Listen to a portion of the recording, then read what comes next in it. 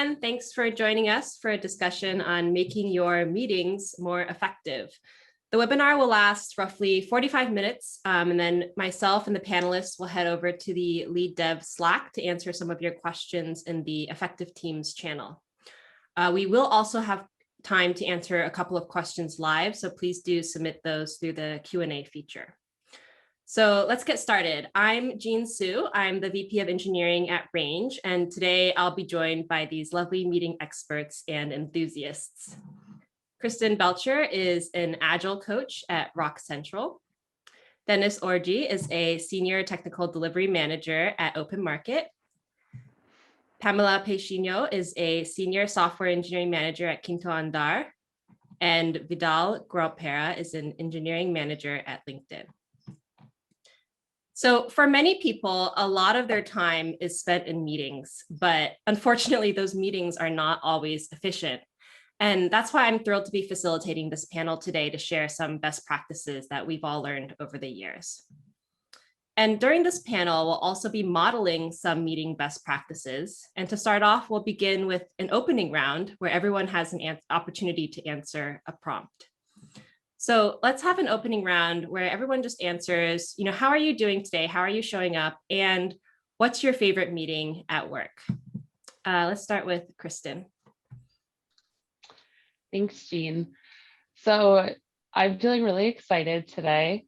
I'm happy to be here, and I'm a little chilly. It's cold where I am, but my favorite meeting at work is, I think, a retrospective. I love facilitating retrospectives and I love learning things, and that's a great place for those to happen. And I'll popcorn it over to Pamela. I'm fine. Very happy to be here. Thanks for having me all. I think I have two favorite ones. The first is the Tribe Manager Sync, is a sync that I have with the managers I lead. It's a great place where I discuss everything about the people we lead, the tribe, the culture, engineering stuff. And we always get excellent action points, so it's very good. And I have another that's Friday Wins. That's a meeting that we have all week and in the end of the Friday. And we have fun and great discussion about what's our personal and team wins. So it's a great way to wrap up the week. So I think these favorite ones. So Dennis. Hi everyone. I'm Dennis. My favorite meeting is stand-ups. Allows me to understand exactly where the impediments are within the team. From the delivery perspective, I sense the heartbeat of the team, and also understand the risks that the teams might be going through, and I would also communicate that with all the stakeholders that are involved. So my favorite stand-ups. Vidal? Hi, I'm Vidal. I'm doing well today. The weather is getting better here in the Bay Area, so it's nice out. And my favorite meetings are actually my one-on-ones with my direct reports, because I just love to touch base with them, see how they're doing, see if I can help them in any way. So yeah, I enjoy those a lot. I guess back to you. I am very excited to be here with all. It's not often that you get to just talk with a bunch of people who are as enthusiastic about meetings as I am, and to share with everyone. So I'm very excited this morning. And my favorite meeting at work is a weekly meeting we have called Product Collab. And it's a time when all the engineers and product and designers come together, and we share demos and ask for feedback and just kind of get to see what other teams are working on. And we also tend to end a bit early. So we usually finish up in about half an hour, and then we get to play games sometimes. So I also like that part of it. All right, so effective meetings. First, let's zoom out a bit, right? To run effective meetings, you need to know what's the purpose of the meeting so that you can accurately gauge, is this meeting actually effective? So Pamela, why don't you start us off? What's important in setting a clear purpose for meetings? Nice. I would say that we have this in 3 moments. The first is, first of all, if you don't have a clear purpose, don't schedule a meeting. I think it's the first one. So I think I have 2 moments after this. We have before the send invite, okay. When it's the beginning of the meeting, it's important to say, okay, this is our goal. This is what we need to the end. And the end of the meeting, this is what we need to achieve. And the third part, I think it's where you're facilitating, you need to remind everyone what's the true purpose of that, because it's common just to bring another subject and we try to discuss, and then we finish the meeting and we didn't achieve our goal. So I think the third thing is facilitating. It's important to, okay guys, let's talk about this in another meeting, let's stick to the subject. I think I will say these 3 points to stick to in our minds in our meetings. Thanks, that's super helpful. Anyone else have any other tips or maybe things to watch out for when getting clear on the purpose of a meeting? Well, I could say a little bit about it. So I think there are different kinds of meetings. So you might want to think, is this a meeting to collect information on a topic? Is it a meeting to inform people about something? Is it a meeting to brainstorm together? Is it a meeting to review or sign off on a decision?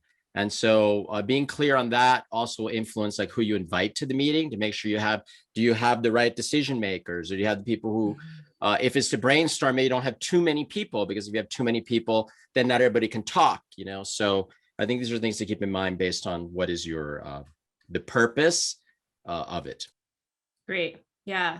Yeah. We all know there's no one size fits all effective meeting structure, right? And so once you're clear on the purpose, how do you determine what meeting structure or kind of meeting or invitees is most appropriate? So Vidal, you already mentioned a little bit about this, but what do you think is important about choosing a meeting structure to fit the purpose, or the kind of meeting to fit the purpose? Well, I mean, one thing that again, like I said, if you're trying to reach a decision, you have to make sure the decision makers are there, right? Because otherwise you're just going to have to like reconvene later. So if they can't make it, then no. But part of the structure too, I would say, to my other point, if it's a meeting to brainstorm something, I try to not have too many people, because if you have a meeting with say like 10 people and the meeting's like 30 minutes, ideally no one gets to speak more than a minute or two. So it's not gonna be very effective. So I like to have like smaller meetings if the purpose is brainstorming. But if the meeting is say to like put out info, it's like kind of one directional, then, you can have a couple hundred people like at an all hands, right? Because it's not interactive. So I think that it kind of informs the structure, whether it's an interactive meeting or it's an informational meeting, how you want the flow to go. Pamela, I know you've written about retros and have thought about them, and Kristen as well. What do you feel like is most important for running an effective retro? Because that's like a very important type of meeting. Yeah, I think a common problem that we always have, it's people think retrospective is only a dynamic where you put everybody and post-its on the wall, and it's like only this. But I think it's a point of interaction of the process, the team process. So it's important to understand that this will change the team afterwards. So I think we need to look to metrics of the team. We need to discuss work-life balance in this time with the team. We can review the previous action points, and afterwards we can really do the dynamic, get insights, and the next action points. I think we need to understand that this is a point of interaction. The important is not the meeting, but the result of it in our team members. Absolutely. To add on to what Pamela said, the structure of your retrospective is really important. And whoever is facilitating, thinking about that ahead of time. And with teams I've worked with, as we've retrospected more and they've come to expect a facilitated conversation, the team tends to start introspecting more before that interaction point. And so they're always coming in with thoughts on how things have been going and maybe some ideas for where we can go from here. And to tie into something that Vidal said too, you may end up having a retrospective or any other meeting with more people than you'd like for the time that you have. So one way that you can help everyone get a little more conversation time is to use something like breakout rooms or to use collaboration tools where you can break up into smaller groups and have that smaller conversation and then reconvene as a larger group and share the themes and the ideas that you heard too. Thanks, Kristen. Dennis, anything you want to add about different types of meetings or types of meetings that you found most appropriate for different purposes? Oh, you're muted somehow. Sorry. Yeah. Just to add, what I found effective in our teams is the fact that we also allow people, we rotate who chairs the meeting, because it brings in that different perspectives, makes that meeting engaging. It's not sort of a mono-driven meeting. So allowing different team members to basically host and lead the meeting brings different dynamics to the meeting as well. So I also encourage people to try and have different team members to run the meetings. Do you do any sort of training or facilitation training before you kind of put people in to facilitate? So I think it's cultural. The culture we foster in our company is to ensure people are able to volunteer and they find it normal to volunteer. So it's different company by company and culture by culture. So you need to adapt it to something specific to the culture that is predominant in your company. But in our company, we have that freedom, and that we encourage people to volunteer to run meetings, and we've seen that become quite effective in bringing different dimensions to the same meeting we run every week or every day as well. That's great. It's great to have a culture where everyone feels like shared ownership of the meetings, and it's not like one person's meeting and then no one wants to criticize it, right? Another key element of effective meetings is also pretty high level. It's just that people need to feel safe speaking up, right? They need to feel safe participating. Kristen, as an Agile coach, what best practices do you have to share about facilitating an inclusive space? That's a great question. And I think one is what you did right in the beginning, giving everyone the opportunity to contribute right from the start of the meeting, especially if you have folks who've not met each other before or don't know each other very well. Giving people an opening to just check in and share where they're at helps to create that inclusive environment. Also using meeting working agreements. I have a poster behind me, in fact, that has some on it. But those can help really level set the space and can help you create equal opportunity for everyone to participate. And also setting those agreements up front can help you enable the flow of the meeting. And another thing to think about is really, nurturing that human connection so that as you go through the meeting, people do feel free to contribute, whether it's vocally, on video, off video, maybe audio only, maybe only in the chat, but everyone engages in a space in a different way. So allowing people the opportunity to engage in the space, whether it's through chat, video, virtual collaboration tools, online whiteboards, that type of thing, can really help get people into the space.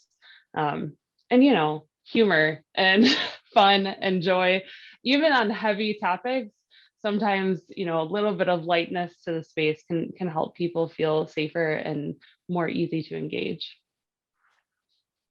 One thing so at Range, we always do these opening rounds where we share how we're feeling. We often do these like red, yellow, green check-ins, like, oh, I'm feeling green today. I slept really well. But I can imagine that at some workplaces, if you're not used to talking about kind of how you're doing, how you're feeling, and those sorts of things at work, that transition may feel a bit like, oh, that's not for work. That's not for meetings. Like meetings are for talking about work. Do any of you have any tips on how to kind of bridge that gap of like only talking about work to including some of that human element? Yeah, just to add, I think there's also a cultural element to it. One thing I found is that software engineers typically reclusive when they are busy coding, debugging, doing something serious, which they're mostly serious about anyway. But if you foster the culture of communication, talking, openness, you see that that really trickles down to other part of the engineering journey, not just in dev work, but the advantages would, it spans not just in meetings, but in other parts of the dev work as well. So yeah, it's that culture of openness that needs to be fostered. So, Yeah, if you make someone answer a question, they'll answer it, and it's like a fun question, then people will get to know each other a bit more. Whereas if they're just like, if you just create an open space, people may not speak up. Vidal. yeah, I was going to say, like, I really like you gave a talk, Gene, and you mentioned there was like research that if people start by saying something at the beginning of the meeting, they're more likely to contribute later in the meeting. So some things I do in meetings is I'll do like, sometimes maybe my previous team, I did like a one-word open, almost like a mic check, and the excuse would be just a mic check, so can we hear you? But just to get people to say something, like if the meeting's very big, so like one word, how do you feel coming into the meeting? And my teams now, we do like at our Monday staff meeting, how was your weekend, right? And just ask people what their weekend is. And I think it's important for the leader of the meeting to kind of model that. So I'll tell people about my kids and things, so you should model like what you want people to do. And so I think it's really good what you're doing there. Yeah, I think that's a really important point, is that sorry. I was just going to say, as the leader or the facilitator, like to really model that, right? To be the person who's willing to share about their personal life, or just like if you're struggling and having some difficulty, because otherwise you can kind of get this like opening round where everyone's just like, I'm good. And then it's kind of like a bit performative, right? Like there's not much going on there. Exactly. As we always said, lead by example, it's facilitate by example too. Exactly. And Dennis, I know, well, actually, perhaps as important as being comfortable speaking up is also the safety to not speak, right? Dennis, do you want to speak to that a bit or not? Yes. Yeah, what I found is, for instance, stand-up, which is one of my interesting meetings that I mentioned at the start. There is that culture that people have to speak. I've seen teams actually have a list of who speaks and the priority which to speak. And certainly, I feel like that puts a lot of pressures on engineers to say something, even if they did nothing exciting yesterday, but could be valuable in the future. So we do encourage people to say, I have no real update for today, I'll skip or pass or call out someone to continue from there. That way, they don't just ramble and say something meaningless that doesn't contribute to anything at all. So the culture of saying nothing and culture of saying skip, I have nothing tangible to submit today, should be fostered as well, should be encouraged among engineering teams as well. And there's a safety there of knowing that, like, for people to feel comfortable saying skip, they have to feel safe that, oh, people aren't going to think I've done nothing, or they don't feel the pressure to just say something for the sake of being a contributing member. Correct. Any other check-in tips? I've done. Go ahead. Oh, I was gonna say, a check-in I've done in the past is very similar, like asking people how they feel, or they can just say I pass. And whether they say I'm mad, I'm sad, I'm glad, I'm afraid, or I pass, everyone else says welcome. It's a great off-mute exercise.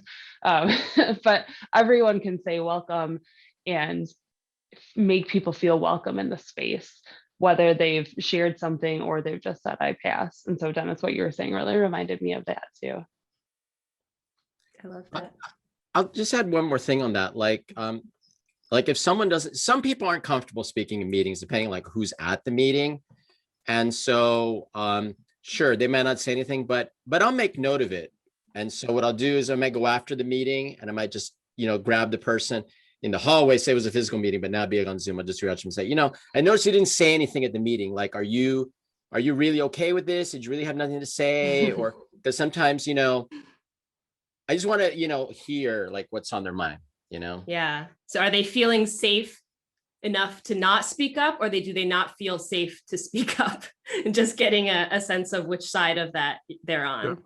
Right. Did they really have nothing to say, or were they afraid to say something? Because when they don't say anything, you know, you just can't. I don't always assume it's because they don't have anything to say. So Vido, I think a series of skips would trigger something as a people manager you are.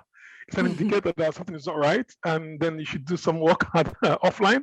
So that's why I think it's important to encourage that that culture of saying skip. So multiple skips is a trigger for you to do your work at the back to manage to understand what the problem is. So as we mentioned earlier, you know, there's no one size fits all effective meetings, right? People change, teams change, processes must also change. So, you know, we've talked about like what does embracing an iterative approach to meetings look like? Because meetings are not going to be fixed. They're not going to never change over years. So Dennis, to you, what does embracing an iterative approach to meetings look like, and why is it important? Oh, you're on mute again. Sorry. We couldn't have a meeting about meetings if you weren't on mute at some point. So for teams practicing agile, and depending on how strict they want to adopt agile practices, you see that the agile principle specifically specifies the length of time a meeting should take. And during pandemic, and we talk about Zoom fatigue as well, you could see that that's not really possible. Having a 4 hours sprint planning is just not possible. So you should have a culture that also, or you should encourage people to wrap up the meeting within 30 minutes and not just be strict and want to comply to that time limit on agile. So yeah, I do ask teams to, if your retrospective needs to be 1 hour, if you do it in 20 minutes, 30 minutes is fine. It's fine. What matters is the value that you create out of that meeting, and not just the time that you clock. So like almost going back to the purpose again, right? What does this meeting need to be, and how do we need to iterate on it to best serve that purpose and not be too prescriptive? Correct. Vidal, what are some other ways to iterate on meetings that you found to make them most effective? Yeah, I have a couple, and I think it's important to iterate on them to make them better, make sure the sections are relevant, and keep people engaged. So things I'll do is I'll try out new things in meetings, right? So like my staff meeting, like the agenda is not always fixed. I mean, there's certain things we always do, but maybe we'll add a new section to it. Okay, we're gonna add a new section, and then I'll ask people, what do you think of that section? Was that interesting to you? Should we keep it? Should we drop something?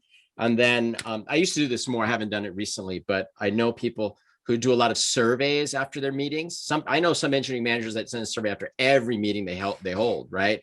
And they ask for feedback on the meeting. And so that can let you know what sections of the meeting are valuable, what people would like to hear about. So yeah, I think you should update the meeting structure regularly. Are there any specific questions that are helpful to ask after meetings? You can, I mean, things I'll ask you, there's anything that we should have covered that we didn't cover.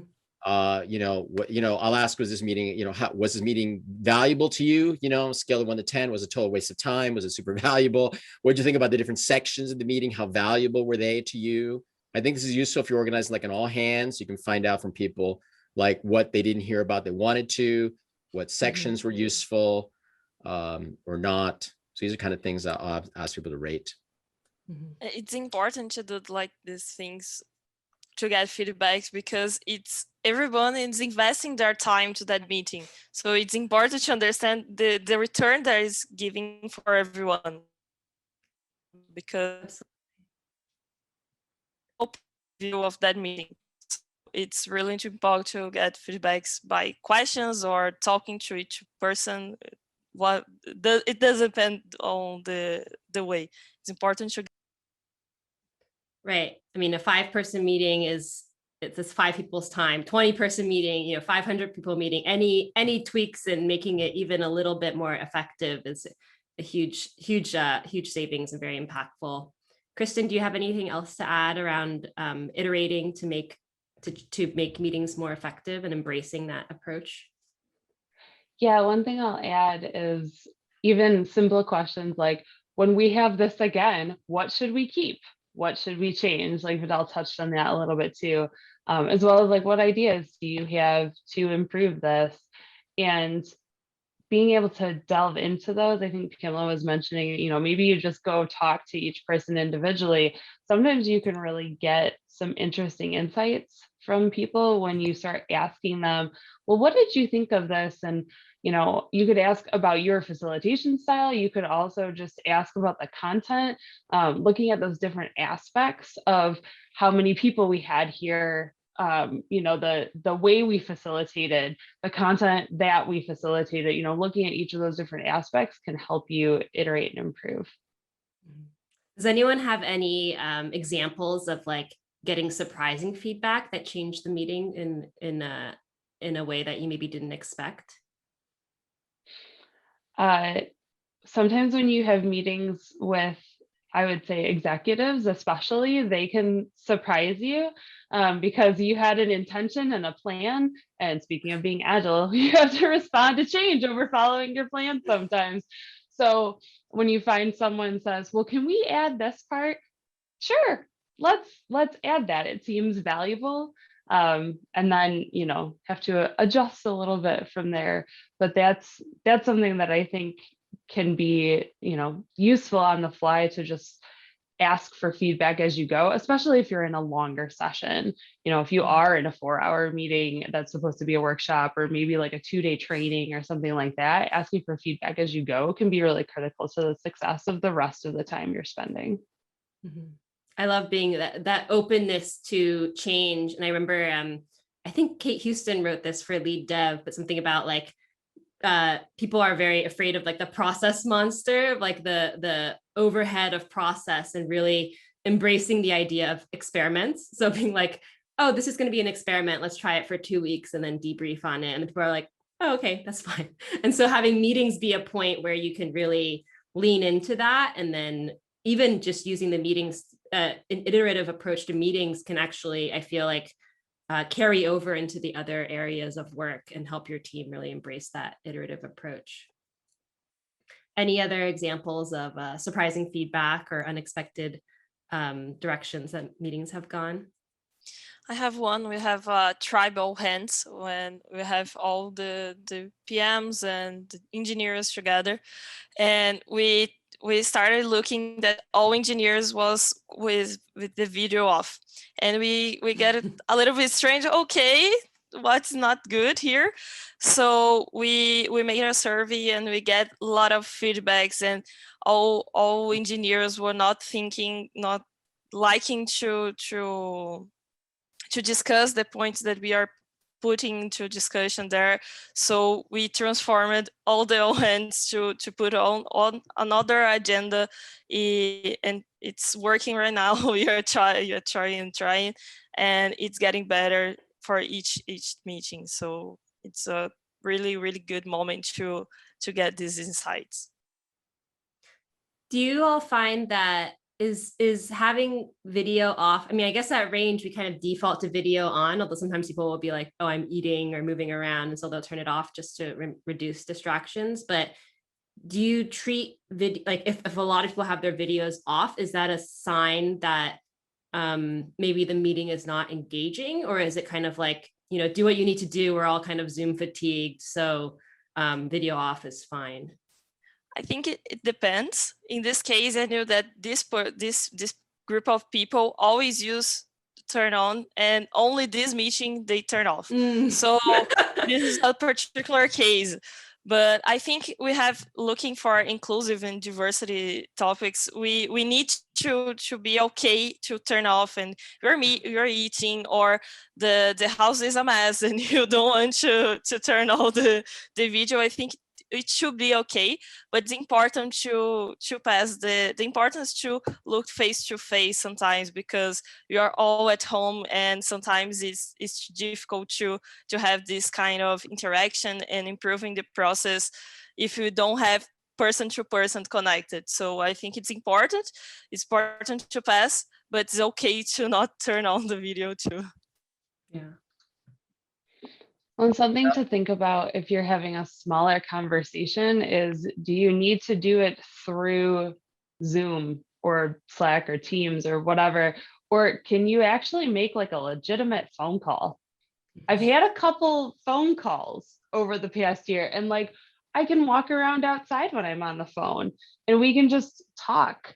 And sometimes that connection actually feels more connected, even though you can't see each other, than if you are sitting at your computer and you're talking at your screen, but you can't see each other. I don't know.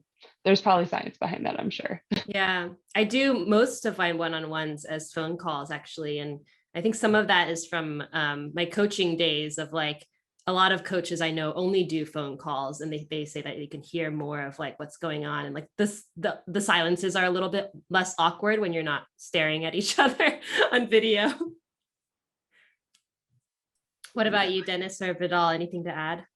I mean, I think it's a little suspect if people have video off a lot. You know, I mean, certainly I'll have video off at some meetings, but you know, the nonverbal communication, people's expression, like I know people that are really good at this. Okay, and I've been at a meeting and someone told me like, "Did you see their expression on video when someone said this or that?" You know, that's kind of an important insight, because you know we're no longer in person, and a lot of human communication is nonverbal. So I think the video is very useful.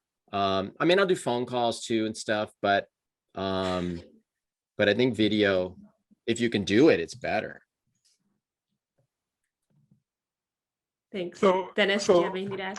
Yeah, we had an issue. We had similar thing happen in our meetings. However, what we did was, so we had a picture for the day, which we share within the private Slack group. So if you had a video hidden, we'll make a face for you. So it could be a cat, it could be a dog, it could be some funny face, could be anything. And then we share that privately, and then we have a laugh for the day. So that is to tell you that I want to see a face. If it's not yours, we'll see something else. So it's fun way to get people to encourage people to put their video on because we miss them. But if you're not there, then we share you a cat. So yeah, have a fun way to make people engage in the meeting and encourage them to love showing who they are, showing their face. And we don't really care. We most times we comment about pictures, about your room. We have that all-inclusive approach to meetings as well, and people don't really care about the environment they're in. Just want to see their face. Great. For the people who are watching, in a few minutes, we're going to switch to live Q&A. So please do add your questions in the Q&A feature. So before we move on to that, why don't we just go around again and share any favorite additional resources on meetings? So if people want to read more about effective meetings or want to learn more, what would you recommend?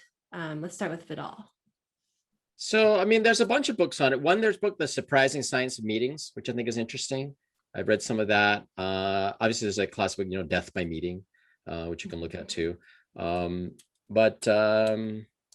Yeah, those would be some resources. I would just say, like in closing, I think as an engineering manager, you should learn to love meetings, which is kind of a funny thing to say because people like hate meetings, but you're going to be in meetings all the time. So you should try to be good at them and run them effectively because you're going to be there. So try to make the best of it for you and everyone else.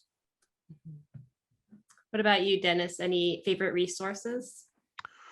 As a company, we are generally guided by Matthew Kagan about his books on Inspired.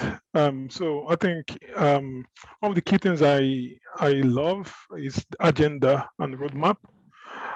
So setting an agenda for a meeting allows people to actually know the purpose and why they're there and the correlation of that meeting to the product they're building as well. That really see a meeting as integral part of a product journey and not something that they have to resent or they have to attend each time. So communicate the product roadmap and let them see the importance of meeting and the contribution toward that product journey. Pamela? As engineering manager looking for these meetings, I would like to add the making of manager. I think the section of one-on-ones and the different types of meetings that you can have with your direct report can be nice. So I'd like to add this one. Cool, thanks. And Kristen? Yeah, one book that I really like is the Remote Facilitator's Pocket Guide. It's got a great list of principles for facilitating remote meetings, but they really apply, if you're ever in an in-person meeting again, they apply there too. Also the Facilitator's Guide to Participatory Decision Making, which is a mouthful and is a very large book, but it's great and very, very useful.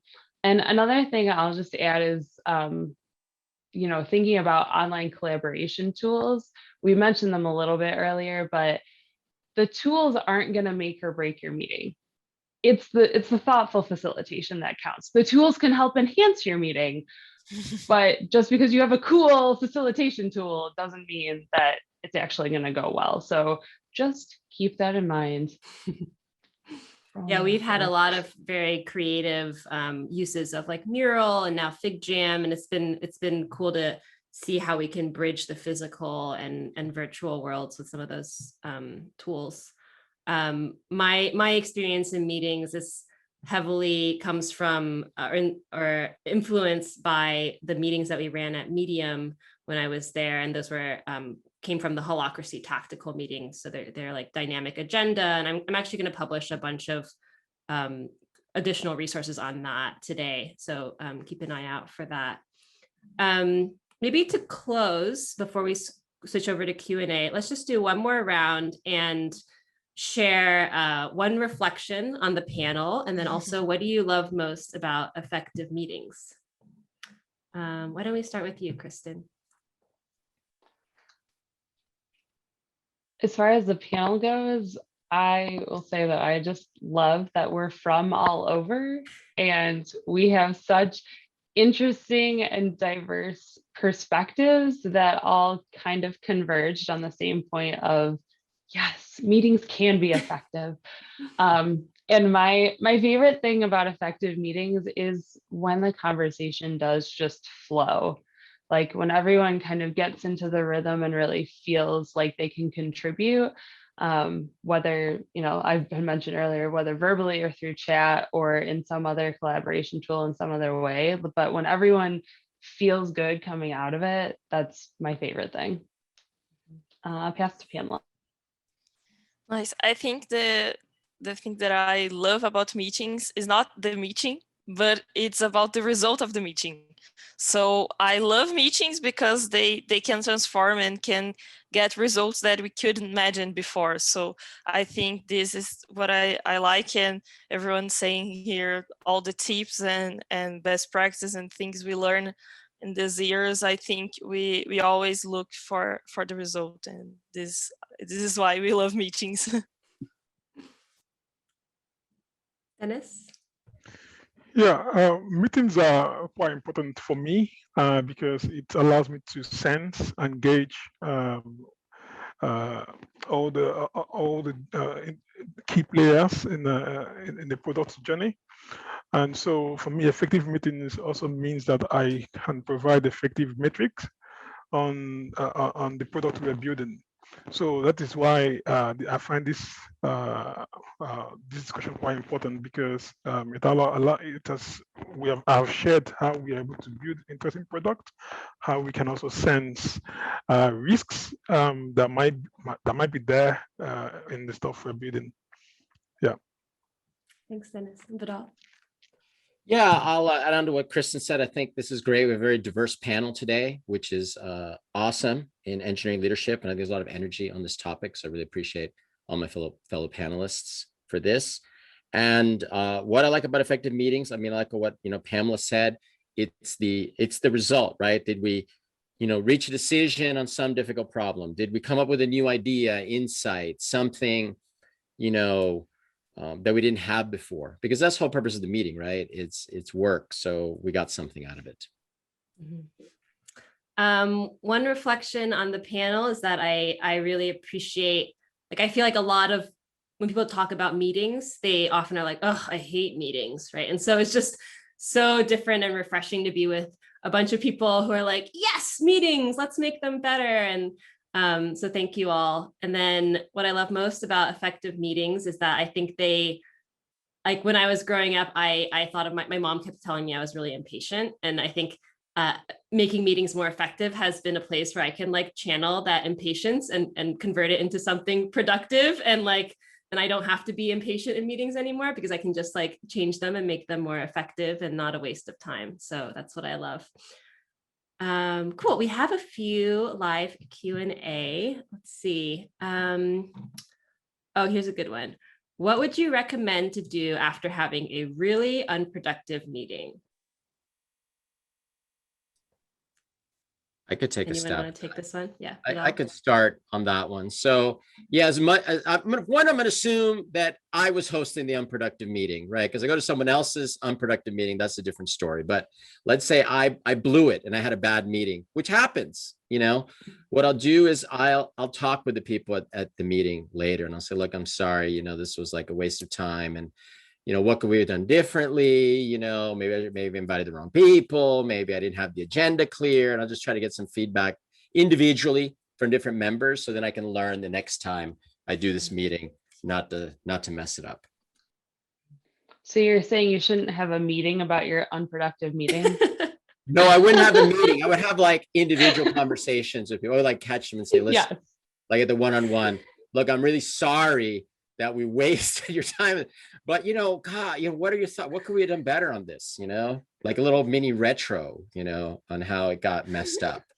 I'm just imagining a chain of meetings to debrief the last meeting. Any other responses? What if you're not the person hosting it? Any ideas there?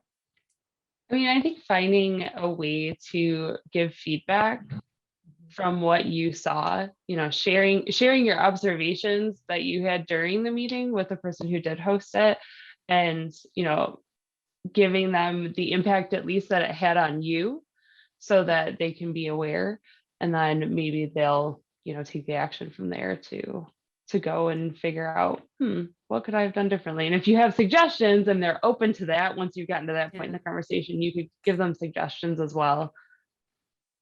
It also makes me think of something. Oh, go ahead. No, it's so just saying that it's so important to have a psychological safety culture, because if you don't have it, you can give feedback and you will still have an effective meeting. So just to remind us of this. Yeah, it also reminded me of something Dennis said, which is like the culture, like the company culture of like everyone owns the meetings, everyone's facilitating them. And then if you're at that point, then it doesn't feel like you're giving feedback to one person, right? You're just kind of suggesting a change to make everything better for everyone.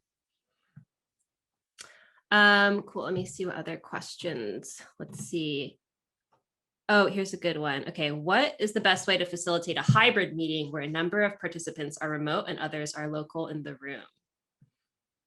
Anyone want to take this one? I'll start by saying if you can go fully remote in that situation, that is ideal. The hardest meetings to facilitate are those hybrid ones because you have multiple dynamics going on between folks in the room and folks not in the room. And so, especially if you're facilitating from in the room, that's just something I've learned. And if you do need to do it that way, finding ways where each person in the room can interact with someone who's not in the room to really bring everyone together in that way can be really useful. Any other tips? That's Kristen, I think that's the kind of like one remote, all remote best practice. Yeah, when you have like one person who's not there, depending on how plugged in they are, like that can be okay. I think if you just have a laptop with their face on it. Oh, sorry, Dennis, you were talking. Did you have something, Dennis? Yeah, I was saying that complete silence is an indicator that something is not right. So it should trigger the one-on-one retro Vidal was talking about. Because a meeting ought to be inclusive, ought to be engaging. For me, these are the key KPIs for an effective meeting. It could also mean that you invited just the wrong audience. who shouldn't be there, because I like my meetings engaging. So you should also look at their meeting to see who the people there, should they be there?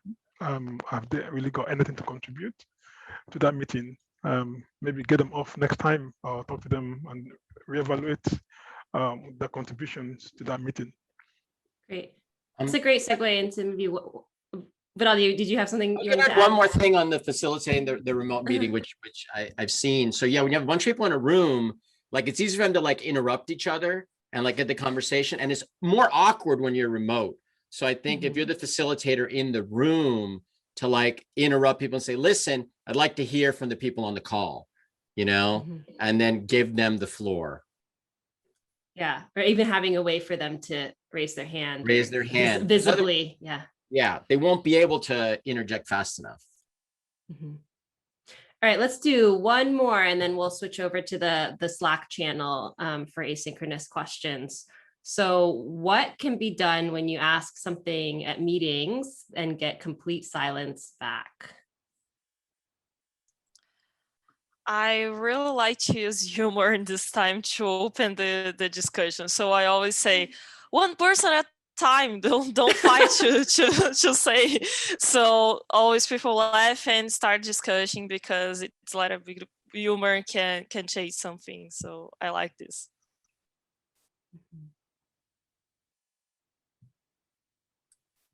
I mean, you could call on someone. You could just say, okay, what do you think? You know, if no one wants to speak up, just pick someone. I think it's also, and probably someone that would be okay to say, to speak Right, that forum. yeah. Someone you know who's not like a shy person. Say, okay, I know you're not shy. Yeah. You know, Pamela, what do you think? You know? Yeah. Yeah. I think sometimes it can also be appropriate if you know that there's something there that people, it's not that they misunderstood the question, people are just not wanting to be the first person to speak. It's okay to also just sit in that silence and kind of wait for, you know, I think a lot of people are uncomfortable with silence or find it really awkward, but kind of expanding your team's ability to kind of sit in that until someone really feels like they want to speak is also fine as well. I like to count to 20 quietly to myself and just wait. And the silence never gets less awkward. You just get more comfortable in it. Nice. All right. Well, thank you all so much for all the insights in today's panel. We'll be taking more questions now on the Lead Dev Slack in the Effective Teams channel. So I'll see you all there to continue the discussion. So thanks for joining.